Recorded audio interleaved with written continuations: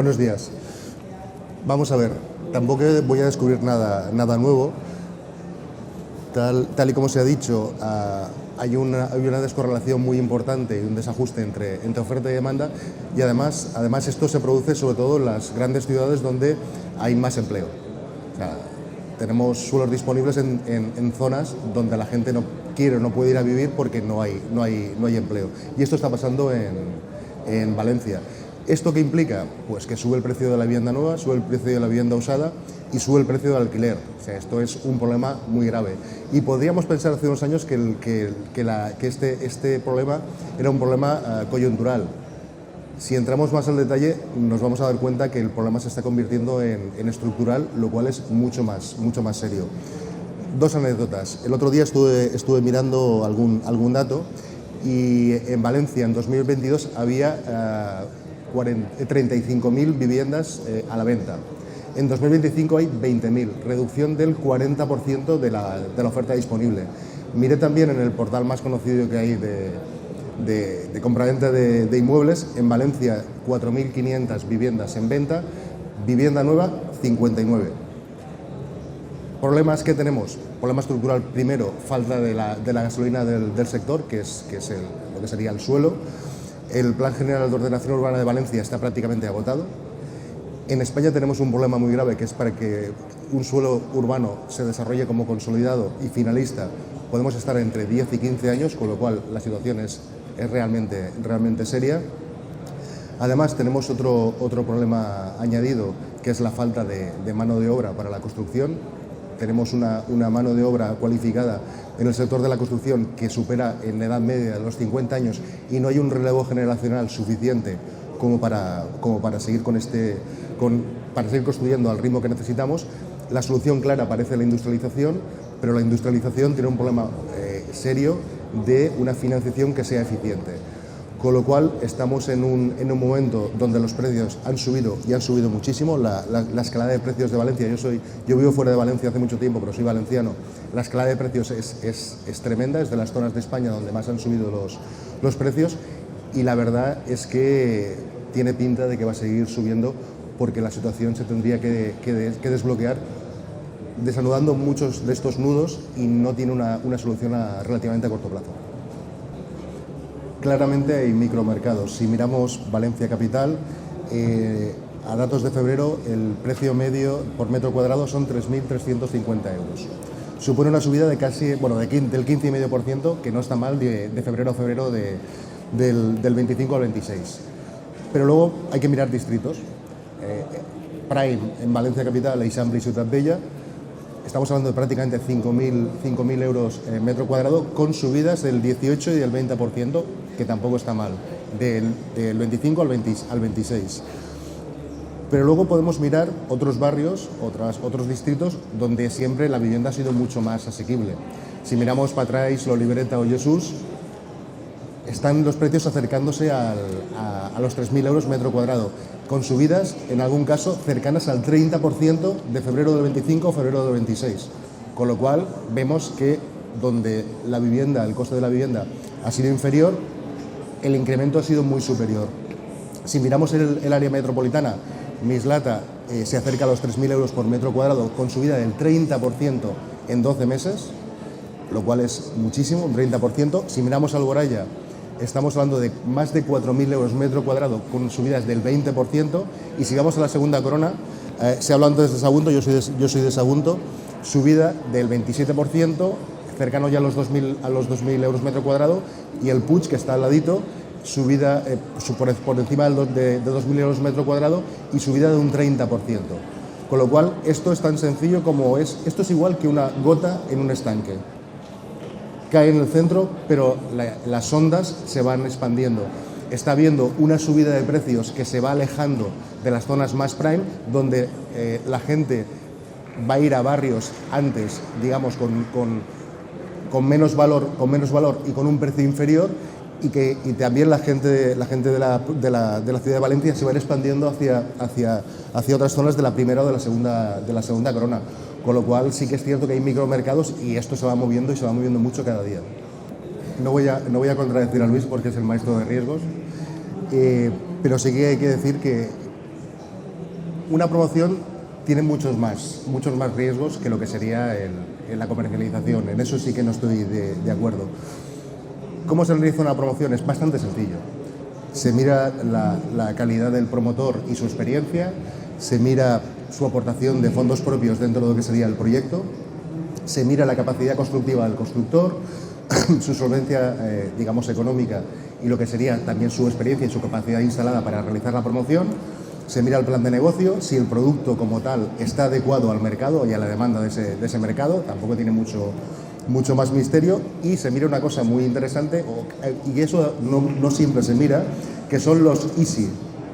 ¿Y si la curva de ventas no es la esperada? ¿Hay equity suficiente de reserva para cubrir ese gap? ¿O hay recorrido en el préstamo promotor para cubrir ese gap? Y si los costes se me disparan, ¿está ese recorrido en equity o en préstamo? Esto es muy sencillo, no hay mucho más. Pero luego se ha hablado mucho del tema de la mano de obra, de la falta de construcción. La solución clarísima es la construcción industrializada. Y tenemos un problema muy grave de financiación. O sea, Luis no va a poder financiar de forma eficiente nunca una promoción con construcción industrializada, no porque no quiera, sino porque no puede. ¿Y la culpa de quién es? Yo sí lo he dicho alguna vez, la culpa es de los romanos. Y la gente dice, ¿por qué? Cualquier derecho de la Europa continental y prácticamente todos los derechos evolucionados del mundo beben del derecho romano.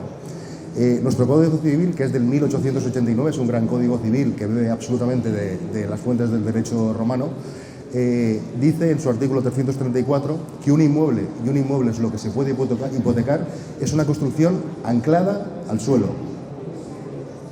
Ni los romanos ni nuestros compatriotas del siglo XIX pensaban que una parte importante de una construcción se podía hacer en una industria. Eso no es hipotecable. Además, la normativa ECO impide que los avances en industria puedan ser certificados. Esto hace que el problema no sea quién va a pagar la fiesta, sino quién va a adelantar ese dinero necesario para financiar esa construcción industrializada, que desde luego es una gran parte de la solución del problema de la falta de mano de obra cualificada. Si ese dinero lo tiene que anticipar el constructor industrial, su límite de escalabilidad va a ser el de su working capital, propio o ajeno. Si lo tiene que adelantar el promotor, puede ser que no pueda realizar más que un proyecto al mismo tiempo, o que incluso no tenga el equity suficiente como para poder financiar ese proyecto con construcción industrializada. Es un problema de cambio normativo. Nosotros sí que lo estamos haciendo, sí que nosotros, como financiación alternativa, sin el corsé de la regulación de Basilea III ni del Banco Central Europeo, hemos pensado mucho en cómo hacerlo, y es un tema de poner sentido común a lo que sería la posibilidad de financiar esta tipología de construcciones. Es tan sencillo como tener una reunión inicial con el constructor industrial, con el promotor, con una tasadora, y os explicaré ahora el porqué, y nosotros marcar bien los flujos de caja donde cada parte está cómoda, y nosotros sí que adelantamos esas certificaciones o esos avances en industria. ¿Cómo lo hacemos? Con un doble project monitoring, uno en el solar, de lo que se construye de forma tradicional, y otro con los avances en industria. Esos avances en industria, el project manager los etiqueta con una etiqueta inteligente con tecnología blockchain, y tenemos la trazabilidad de cómo está esa pieza para esa promoción en concreto, y cómo está de avance y dónde se encuentra. Hay un riesgo adicional, y el riesgo adicional es un riesgo de contingencia económica del constructor. Si el constructor tiene un problema económico durante esa construcción, puede ser que eso afecte muchísimo a lo que serían esas piezas que está desarrollando para el promotor. ¿Cómo lo hacemos? Pensamos en algo imaginativo, no deja de ser un parche, pero es ponerle algo de lógica, y es que en el momento en que nosotros esa certificación, ese avance se anticipa mediante la disposición del préstamo, hay un contrato entre el promotor y el constructor industrial en el que en ese momento esas piezas pasan de existencias de su balance a depósito de cliente, depósito del promotor. En caso de contingencia económica de ese constructor, esas piezas ya están a nombre del promotor. Es un parche esquivando una normativa que no está adaptada a las necesidades constructivas del siglo XXI. Estamos legislando con un derecho que viene del siglo cero. Totalmente de acuerdo. Si el crédito documentario de importación es casi es más viejo que la tela. El problema de todo esto es que si quieres escalar una industria que está naciendo y en este país el primer PERTE se dio el año pasado y fue un PERTE para fomentar la industrialización y nunca se había dado un PERTE en el sector construcción, que siempre ha sido un sector un poco mal visto, aquí las administraciones públicas se tienen que mojar. Y o dan avales, porque si los tiene que dar a la corta garantía el constructor, no va a poder escalar nunca. Y a ver quién da esos avales, o la administración pública entra o la industria no va a escalar. Si hablamos de normativa, la respuesta es muy fácil. No es suficiente la normativa actual de ninguna de las maneras. Antes lo he dicho, en España desarrollar un solo finalista siendo muy rápidos está entre 10 y 15 años. 10 y 15 años. O hay un cambio normativo o la situación de urgencia que tenemos ahora, dentro de 10-15 años ya puede ser un problema absolutamente insostenible. Y en esto voy a ser políticamente incorrecto. Al final, las cosas cambian solamente cuando se hacen cosas diferentes. En este momento se están diciendo cosas diferentes, pero no se están haciendo cosas diferentes.